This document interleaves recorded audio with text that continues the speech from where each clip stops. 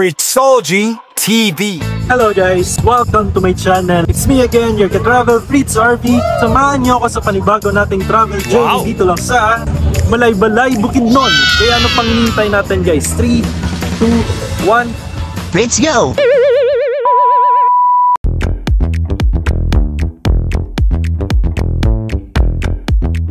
Fritzology TV.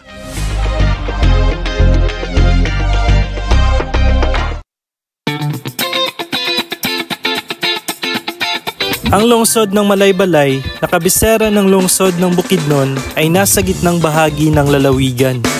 Kilala ang Malaybalay sa napakagandang tanawin at malamig na klima. Binansagan din itong South Summer Capital of the Philippines.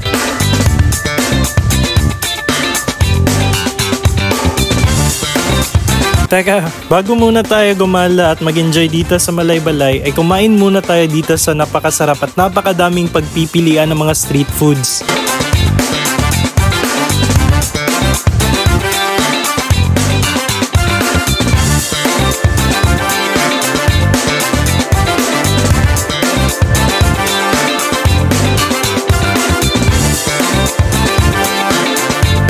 Nakakamangha din ang dami ng mga ibon dito sa mga wires. Total nasa Bukidnon lang din naman ako, puntahan natin ang mga kaibigan ko at batchmates sa Ginoong Pilipinas. Si Louie, Ginoong Pilipinas, Bukidnon, at si R. Chris na Ginoong Pilipinas, Cagayan de Oro City.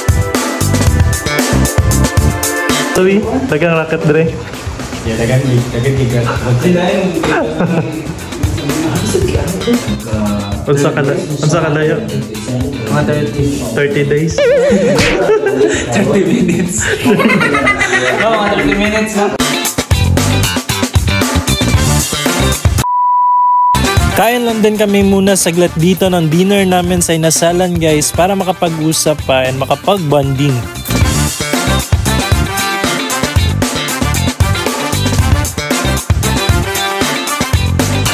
Tara, kain tayo.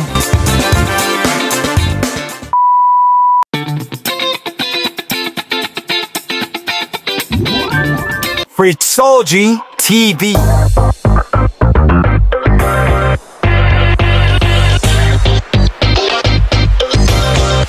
So kakagising ko lang and natin na-explore ang Malaybalay Park kagabi. Sinabihan ako ni R. Chris na bisitahin ko daw itong Kaamulan Park. Maganda daw dito, galaan. Tapos maraming mga animals daw dito. Let's go!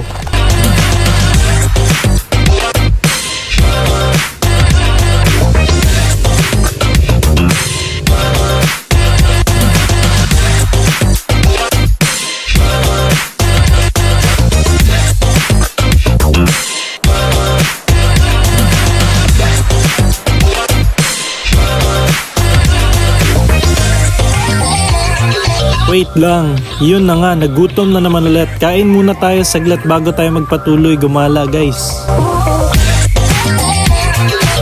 Sobrang napa-amaze talaga ako sa napakagandang view dito sa Kaamulan Park, Malaybalay. Merong pista or pagdiriwang na ginaganap dito sa Malaybalay City taon-taon. Ito ay ang Kaamulan Festival. Ang Kaamulan Festival ay dinidiwang mula sa ikalawang kalahati ng Pebrero hanggang March 10. Tara na at patuloy pa rin tayong mag-ikot-ikot dito lamang sa Kaamulan Park.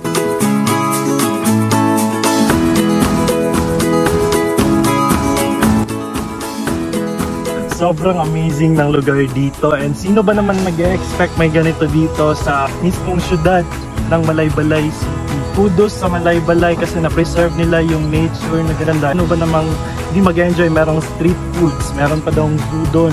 Tapos parang nasa ibang bansa ka na pag naglalakad-lakad. Alam nyo ba kung ano ang indicator na good and healthy ang ecosystem dito? Man guys, ang daming mga butterflies sa paligid, tapos ang daming mga ibon.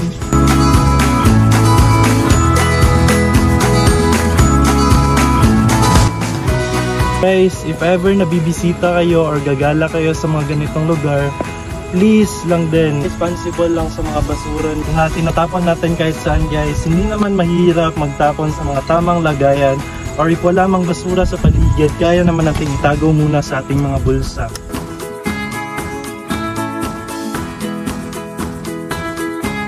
Ito yung mga sample sapling na pinapangalagaan dito, and once na tumubo na sila sa tamang laki nila, itatransfer na sila sa kung saan man sila itatanim at papalakihin.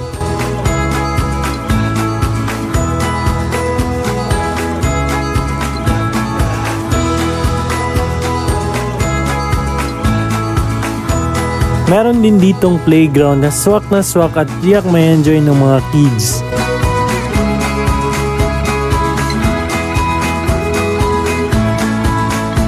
Sobrang sayang nga lang dahil pagkadating ko mismo dito ay close na yung zoo.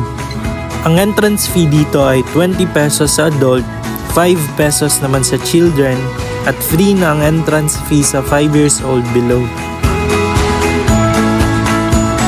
Kapag pagkain, souvenir, pang remembrance ang hanap niyo, huwag kayong mag-alala dahil sa katabi lang ng mismong zoo ay meron ditong souvenir shop.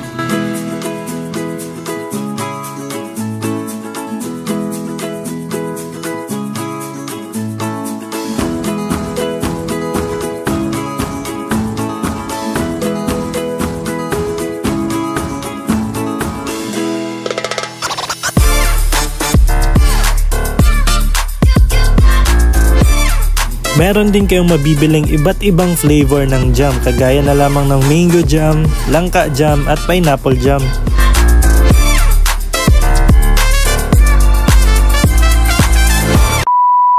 Fritzology TV.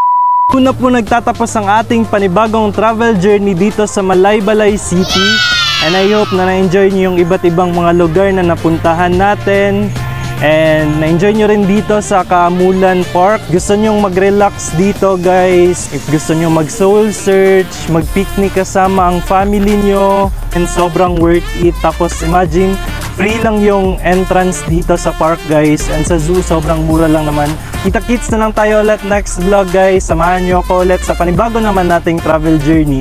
Ingat always guys, please click the like and share button and subscribe to Fritzology TV. Ingat!